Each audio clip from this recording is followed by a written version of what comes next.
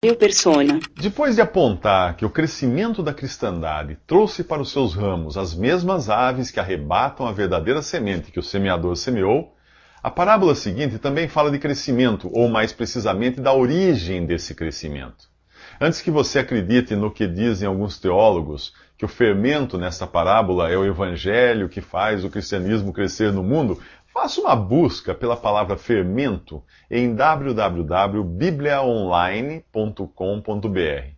Em toda a Bíblia, em toda ela, o fermento aparece sempre como doutrina má ou como uma má conduta. Nunca é algo positivo. Na parábola da semente de mostarda, o reino dos céus é grande e influenciado pelas aves que vêm de fora. Nesta parábola agora, a massa é corrompida pelo fermento que vem de dentro. No capítulo 20 de Atos, o apóstolo Paulo adverte os cristãos de Éfeso que o rebanho seria assolado por lobos de fora para dentro e que do meio deles surgiriam homens distorcendo a palavra de Deus e gerando destruição de dentro para fora. A massa é a matéria-prima para fazer o pão, que é um alimento e figura da palavra de Deus. Alguns falam aquilo que está de acordo com a palavra de Deus. Outros falam qualquer coisa que faça a massa crescer, visando apenas aumentar o número de seguidores, eleitores ou público pagante. Isso não passa de fermento. Vivemos hoje em meio a muita mistura de coisas genuínas e falsas, por isso é preciso muito cuidado. Dos 4 tipos de solo que receberam a boa semente, lá atrás na outra parábola, apenas um era fértil. Que solo é o seu? Do campo plantado, apenas parte era formado por trigo verdadeiro. O resto era joio, uma erva daninha plantada pelo diabo. Cristãos falsos e verdadeiros crescerão juntos até que sejam recolhidos em feixes.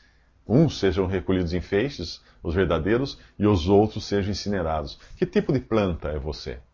A grande árvore que cresceu de uma pequena semente abriga em seus ramos as mesmas aves malignas que arrebatavam a semente na primeira parábola. O fermento do mal contamina a massa de dentro para fora, dando a ela um crescimento artificial.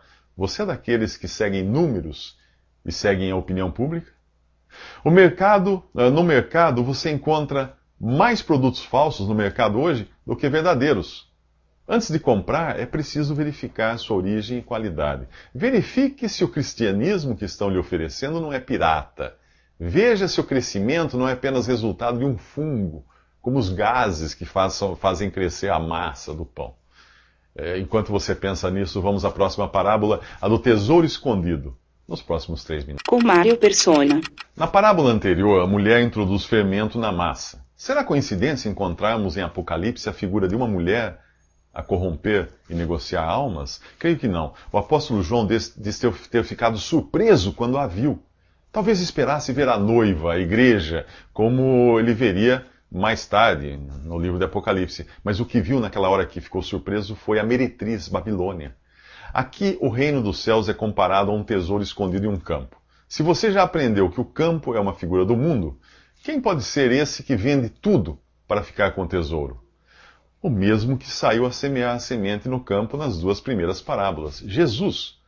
Outros interpretam de outras maneiras esta parábola. Alguns dizem que o tesouro é o Evangelho, outros que o tesouro é Cristo, dando a entender, em ambos os casos, que somos nós que vendemos tudo para ficar com esse tesouro. Mas será que você realmente acredita ter algo para vender ou para dar a fim de ter Jesus?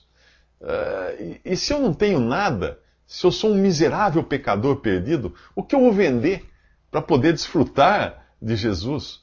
Em Isaías 55, Deus convida a todos os que não têm dinheiro algum para comer e beber. Em Efésios 2, diz que somos salvos pela graça, por meio da fé, e não por alguma coisa vinda de nós. Na história da minha salvação, eu só sei de um que abriu mão de tudo para me salvar. Só conheço um que a Bíblia diz que, sendo rico, se fez pobre. Só um que chegou ao ponto de dar a própria vida por mim. Só um que, com a sua morte, comprou também o campo inteiro, como faz o homem da parábola. E o campo é o mundo. Você não fica arrepiado só de pensar que Jesus enxerga você como um tesouro pelo qual valeria a pena morrer? O que ele pode ter visto em você para considerá-lo assim, em mim? Quando alguém ama Ele não ama por aquilo que a outra pessoa tem, mas pelo que ela é. E você e eu, apesar de termos sido criados por Deus, fomos arruinados pelo pecado, aprisionados por um tirano e destinados à morte. Jesus achou que valia a pena abrir mão de tudo para nos ter para si. Só Ele podia nos amar tanto assim. Enquanto você espera pelos próximos 3 minutos, que tal abrir sua Bíblia no livro de Cantares, ou Cântico dos Cânticos, em outras versões, só para conhecer um pouco mais desse amor? Depois volte aqui para a próxima parábola desta série, a Pérola de Grande Valor. Viu persona. A semelhança da parábola do tesouro escondido, esta parábola da pérola de grande valor é breve, porém igualmente significativa. Trata-se de um negociante que encontra uma pérola caríssima e decide vender tudo para ficar com ela. Precisa dizer outra vez quem é esse negociante? Mais uma vez você irá encontrar pessoas invertendo a interpretação e aplicando a figura do negociante ao pecador que encontra as boas novas do Evangelho e abre mão de tudo para ficar com Jesus. Ok, vamos supor que seja assim, analisando alguns que tiveram um encontro com Jesus nos próximos Evangelhos. Bom, há um cego de nascença que abriu mão de sua cegueira, um leproso que abriu mão de sua lepra, e até um ladrão condenado que abriu mão dos cravos que o pregavam a uma cruz. Não me parece que ser cego, leproso e condenado à morte seja exatamente o que consideramos como um negociante bem-sucedido, não é mesmo? Agora imagine alguém que, sendo Deus, não fez disso uma limitação para esvaziar-se e se tornar um servo e assumir a semelhança dos homens, suas criaturas. Imagine Deus descendo à forma humana, humilhando-se a ponto de ser submisso até a morte, e morte de cruz. Imaginou?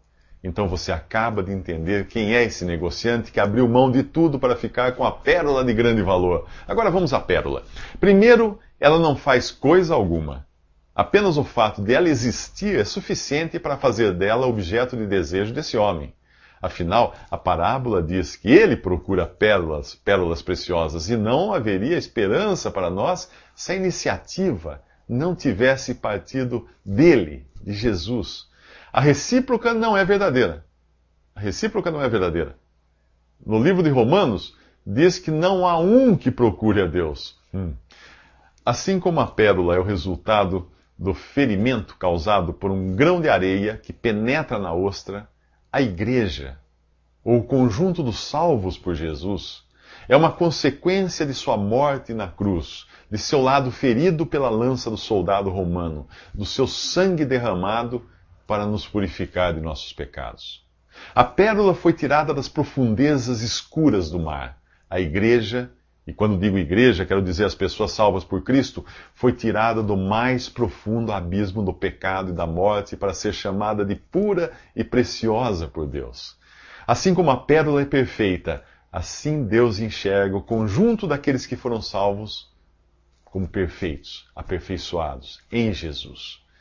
Porém, se a pérola é a manifestação perfeita daquilo que é valor para Deus, os peixes da próxima parábola voltam a nos lembrar da mistura que existe no caráter exterior do reino dos céus. Nele, o que cai na rede é peixe, mas nem sempre é peixe bom. Nos próximos 3 minutos. Persona. Chegamos à última parábola do capítulo 13 de Mateus. Aqui, uma rede é lançada ao mar e apanha todo tipo de peixe. Os pescadores, identificados como sendo anjos, fazem a separação dos peixes bons e ruins, antes de lançar estes últimos na fornalha. Quando diz que há peixes bons e ruins, isso não tem a ver com as coisas que os peixes fizeram, com suas boas ações e más ações. Por acaso você conhece algum peixe ruim, no sentido de malvado, ou um peixe bom no sentido de honesto? Peixes são o que são.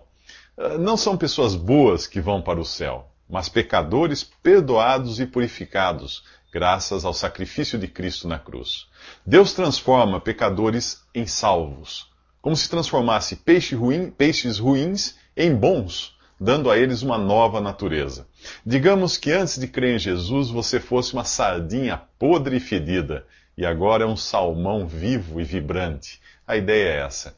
Esta parábola também mostra que no reino dos céus há falsos e verdadeiros, convivendo lado a lado. Portanto, não confie em tudo o que traz o nome de cristão, evangélico, católico, bíblico, etc. Produtos piratas podem ser idênticos ao original. Existe um ponto positivo em tudo isso. Não há muitos falsos budistas, muçulmanos ou hinduístas por aí. Mas falsos cristãos, existem as pencas. Por que será? O grande falsificador, o diabo, não perde o seu tempo falsificando aquilo que, por natureza, já exalta o homem e seus esforços. Eu vou explicar melhor isso para você. Todas as religiões são iguais nesse sentido. Elas dão ao próprio homem e aos seus esforços o mérito pela sua salvação. O Evangelho diz que tudo vem de Deus, que você é salvo por graça e não por suas boas ações, sua conduta, etc. Agora você vai dizer que essa é uma posição exclusivista e politicamente incorreta, afirmar que o cristianismo é a última fé verdadeira. Sim, eu sei. Não há como evitar isso. Não importa que religião você professe, ou até mesmo se não professa nenhuma religião, ou então acha que todas elas são boas, ao adotar qualquer posição, você exclui as outras. Assim como dois corpos não podem ocupar uma mesma posição no espaço, qualquer posição é excludente. Ao se indignar contra a minha posição, você me exclui. Até mesmo quem acredita que todas as religiões estão certas, adota uma posição que exclui os que pensam ao contrário. E o que é pior, quem acha que todas as religiões são verdadeiras, coloca-se numa posição de conhecedor de todas as religiões, o que não é o que nenhum exclusivista ousaria fazer, por não ser lá uma coisa muito humilde. A questão é simples. Se Jesus disse, eu sou o caminho, e a verdade, e a vida, e ninguém vem ao Pai senão por mim, ou ele é o único caminho, o que exclui todos os outros caminhos, ou ele mentiu. Vejo você nos próximos 3 minutos. Ao terminar sua série de parábolas, Jesus mostra aos discípulos que estava trazendo coisas totalmente novas, coisas que judeu algum poderia entender, a menos que entendesse que o Antigo Testamento eram as coisas velhas e se deixasse instruir nessas coisas novas que Jesus mostrava. Algumas são tão bizarras para os judeus que são consideradas blasfêmias. Por exemplo, em Hebreus, no livro aos Hebreus, diz que o cristão tem ousadia para entrar no Santo dos Santos pelo sangue de Jesus. O Santo dos Santos era o lugar mais interior do templo, onde somente o sumo sacerdote podia entrar uma vez por ano, levando uma vasilha com sangue de um animal sacrificado. Para um judeu, é um absurdo dizer que alguém que não seja um sacerdote possa entrar no Santo dos Santos. É impossível entender isso se você conhecer apenas as coisas velhas do Antigo Testamento e não as coisas novas, reveladas com a vinda, morte e ressurreição de Jesus. Não há como entender o Velho Testamento sem o Novo. Por exemplo, quando o Antigo Testamento fala de templo, ele está falando de um edifício de pedras construído em Jerusalém. Quando Jesus falou de destruir o templo, fazia referência ao seu corpo físico. Quando os apóstolos falam de templo em suas cartas, é do corpo de Cristo, a igreja, e também do corpo dos cristãos individualmente, que os apóstolos estão falando. Se o Santo dos Santos representava a presença de Deus no Antigo Testamento, agora ele é realmente o lugar da presença de Deus no céu. O Antigo Testamento é um livro de sombras e de figuras que apontam para Jesus e para as coisas que você encontra no Novo Testamento. Quando João Batista declarou de Jesus, este é o Cordeiro de Deus que tira o pecado do mundo, ele estava revelando a realidade daquilo que os judeus conheceram por figuras no Antigo Testamento, quando animais inocentes eram sacrificados como substitutos das pessoas que pecavam. Agora, o Cordeiro definitivo tinha chegado. Lição de casa para você. Procure ler o Antigo Testamento tentando descobrir Jesus em figura nas suas páginas. Ao ler uma passagem, pergunte, onde está Jesus aqui? Quer um exemplo? No livro de Gênesis, Adão foi colocado em um sono profundo, seu lado foi aberto e uma costela tirada para criar Eva. Jesus foi colocado no sono da morte, teve o seu lado aberto pela lança de um soldado para possibilitar a formação da igreja, também chamada de noiva de Cristo. Viu? É claro que você vai precisar de um olhar de fé para enxergar essas coisas. Ou então você vai acabar com as pessoas que veremos nos próximos 3 minutos. Persona.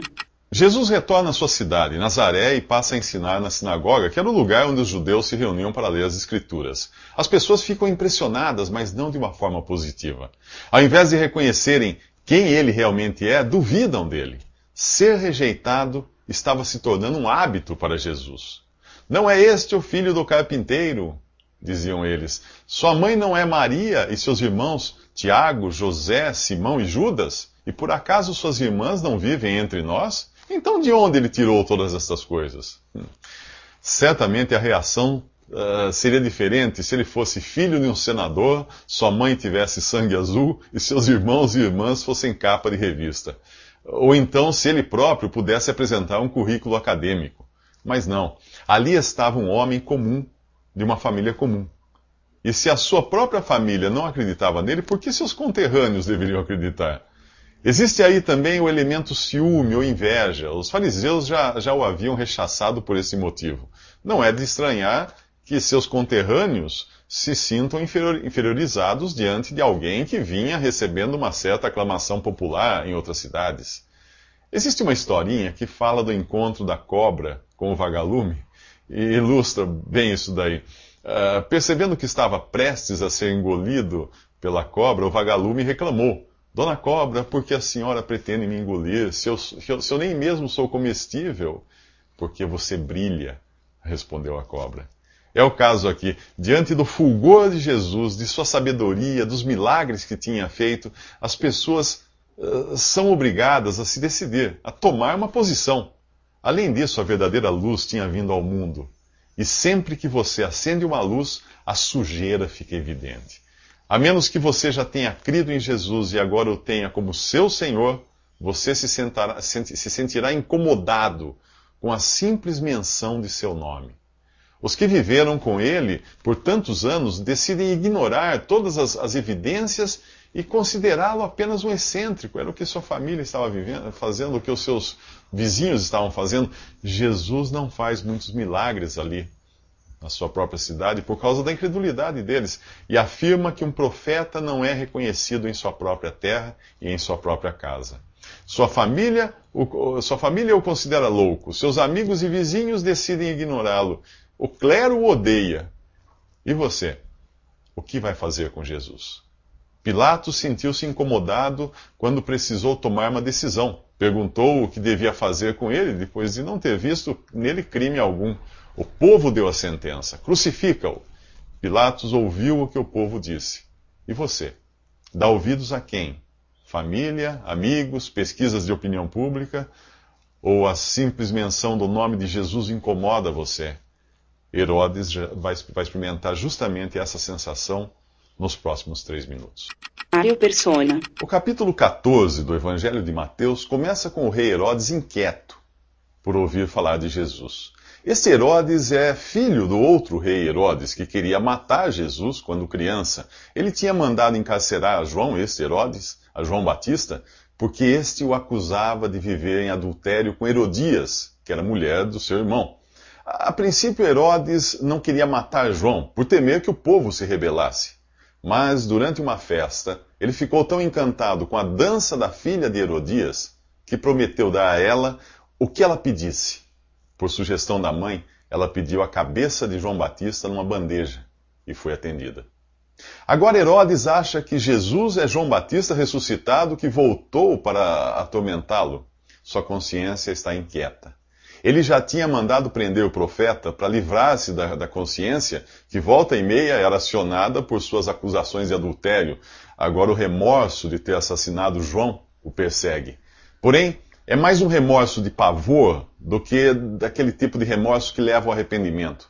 Se Herodes vivesse hoje, provavelmente ele procuraria um médico para tratar desse sentimento de culpa, ao invés de reconhecer e confessar o seu pecado a Deus. Deus nos deu a consciência, e ela é útil, porém ela também pode nos enganar, já que foi corrompida pelo pecado junto com o nosso corpo, nossa inteligência, nossa vontade e tudo mais. Não dá para confiar nela. Ela é como um despertador, que nos ajuda a acordar, mas que pode ser desligado se nós quisermos continuar dormindo. Hitler é o caso típico de alguém que desliga esse despertador? Em suas cartas, o apóstolo Paulo nos fala de uma boa consciência, de uma consciência pura, de uma consciência fraca, de uma consciência cauterizada, de uma consciência contaminada, de uma má consciência. Como saber qual a condição da sua consciência, se ela está correta ou apenas está pregando uma peça em você? Conferindo pela Bíblia, que é a palavra de Deus. Paulo escreveu a Timóteo: toda a Escritura é inspirada por Deus e útil para o ensino, para a repreensão, para a correção e para a instrução na justiça, para que o homem de Deus seja apto e plenamente preparado para toda boa obra. Quando Herodes ouviu falar de Jesus, ficou inquieto e preocupado. Quando uma pessoa que já encontrou a salvação em Jesus ouve falar dele, fica feliz. O incrédulo tem aversão a Jesus. O crente tem aversão ao pecado. Como você se sente ao ouvir falar de Jesus? Se algo aflige você, por que não conta a Jesus isso? Os discípulos de João Batista, quando ficaram entristecidos com sua morte, foram contar a Jesus. Nos próximos 3 minutos. Mário Persona. No capítulo 14 do Evangelho de Mateus, os discípulos de João Batista estão tristes com sua morte e vão contar a Jesus. É a melhor coisa que nós podemos fazer quando estamos tristes, contar a Jesus. Há quem diga que Deus não existe ou não se importa conosco, caso contrário não haveria tanto sofrimento no mundo. Jesus é Deus. E se Deus não se importasse, não teria vindo aqui aprender o que é sofrer. Jesus vai para um lugar agora deserto e a multidão o segue. Os discípulos percebem que é tarde, não há como alimentar tanta gente. Sugerem que Jesus mande as pessoas embora, mas ele manda que as pessoas fiquem e que os discípulos as alimentem. Agora, tudo o que os discípulos têm para alimentar aquela multidão são 5 pães e 2 peixes. E Jesus. Eles podem contar com o mesmo que durante 40 anos alimentou os israelitas, liderados por Moisés no deserto. Eram 600 mil homens, fora as mulheres e crianças. Agora são apenas 5 mil homens, umas 10 ou 15 mil pessoas, contando as mulheres e as crianças. Depois de dar graças, Jesus passa a distribuir os pães e os peixes aos seus discípulos que os repassam à multidão. No fim, sobram 12 cestos cheios de pedaços de pães e a certeza de que Deus se importa com as nossas necessidades. Sempre. No livro de Romanos há uma pergunta sem resposta. Aquele que não poupou a seu próprio filho, mas o entregou por todos nós, como não nos dará juntamente com ele e de graça todas as coisas? Certamente dará, mas à sua maneira. Nesse episódio, Jesus atende a uma necessidade momentânea. A multidão não sai dali carregando uma cesta básica ou um vale-refeição para o resto do mês, né? Deus cuida de nós na medida de nossas necessidades, para que a vida do cristão neste mundo seja de fé em fé, passo a passo. O tempo de Deus também é importante. E é diferente do nosso tempo. Em outro episódio, Jesus parou para conversar com uma mulher que viveu 12 anos doente. Ao invés de correr para salvar uma menina prestes a morrer, um médico teria deixado a mulher para mais tarde e dado prioridade à menina. Para Jesus, tanto fazia curar a menina na hora ou ressuscitá-la depois. Na agenda de Jesus, as prioridades são eternas. E na sua agenda? Na sua agenda eterna, a prioridade é Jesus? Se não for, cancele imediatamente todos os compromissos e anote este que a Bíblia sugere. Agora é o tempo favorável, agora é o dia da salvação. Você já sabe a quem recorrer na hora da tristeza e da necessidade. Nos próximos 3 minutos vamos aprender o que fazer quando vem o temporal. Mário Persona. Na última parte do capítulo 14 do Evangelho de Mateus, Jesus insiste com seus discípulos para que sigam de barco até o outro lado do mar da Galileia. A noite vem e uma tempestade atinge o barco. Enquanto isso, Jesus está sobre um monte, orando sozinho. Os discípulos lutam contra as ondas, sem saber que Jesus está atento e preocupado com eles. Por isso, Jesus vai ao encontro deles, caminhando sobre o mar revolto. Aquele que tinha alimentado uma multidão nem precisaria descer do monte para dar um jeito na tempestade, mas Jesus quer assegurar aos seus que ele sabe o que estão passando e que tem o vento, que ele tem o vento sob o seu comando e as ondas sob os seus pés. Os discípulos o veem e gritam, pensam ser um fantasma, ficam apavorados com ele, mais até apavorados com ele do que com a tempestade. E é esse o medo de muita gente, encontrar-se com Jesus. As pessoas temem encontrar-se com Jesus porque tem culpa no cartório. Mas acaso não é Ele, o mesmo que veio aqui pagar por nossas culpas e limpar o nosso nome no cartório de Deus? O que você deve temer, isso sim, é continuar longe de Jesus. Ao se reconhecer um pecador culpado que merece a condenação e é incapaz de saldar sua dívida para com Deus, você já começa a descer do barco da confiança própria. O próximo passo é crer que só Jesus e só em Jesus há salvação. Só Ele salva. Que a morte dele é o cumprimento da sentença que você deveria receber, mas não vai mais receber. Ao crer em Jesus, os seus pecados são perdoados, sua culpa eliminada e seu crédito aos olhos de Deus recuperado. Deus deposita em sua conta aquilo que vê em Jesus. Você é justificado. Pedro é ousado e diz a Jesus, se é você mesmo, então me mande ir ao seu encontro. Jesus responde, venha. Se Jesus diz a você para ir ao encontro dele, é porque ele cuida de tudo para que isso aconteça. Assim como era impossível a Pedro andar sobre as águas sem Jesus, é impossível você ir a ele se não for pelo poder que emana dele próprio. É impossível ser cristão sem Cristo. É impossível ir a Deus se não for através de Jesus. Sim, as ondas das circunstâncias podem nos fazer tirar os olhos de Jesus, mas sempre há uma mão estendida quando gritamos, como Pedro fez, Senhor, me salva. Pedro continua no mar agitado, em meio ao vento e às ondas, mas agora sua mão está segura na mão de Jesus. Quando eles voltam ao barco, a tempestade desaparece. Os discípulos adoram a Jesus. Você alguma vez pensou em adorar a Jesus como Deus? E é o que ele é. A próxima tempestade é a do legalismo religioso, que nós vamos ver nos próximos 3 minutos. O ditado diz que depois do temporal vem a bonança, mas aqui não. Depois do temporal do capítulo 14 do Evangelho de Mateus, vem outro tsunami de hipocrisia dos religiosos fariseus do capítulo 15. Jesus fala agora de 2 enganadores, a tradição e o coração. O Antigo Testamento ensinava que os judeus deviam praticar rituais de purificação caso fossem contaminados pelo contato com um corpo morto ou um alimento impuro, por exemplo. Ninguém podia adorar a Deus sem se purificar. Mas os judeus acabaram criando extensões desses rituais, acrescentando uma série de rituais que Deus jamais ordenara. O ritual de lavar as mãos antes de comer era um deles e acabou virando tradição e ganhando status de palavra de Deus. Hoje existem também cristãos que seguem as tradições de cristãos do passado e dão a elas mais importância do que a palavra de Deus. Vale para esses a mesma repreensão que Jesus faz aos judeus aqui. Por mais higiênica que fosse a tradição, pois os judeus não usavam talheres para comer, eles comiam com a mão, era errado transformá-la em mandamentos de Deus. Jesus responde que quem segue as tradições de homens anula a verdadeira palavra de Deus. É um hipócrita que adora só da boca para fora enquanto seu coração continua longe de Deus.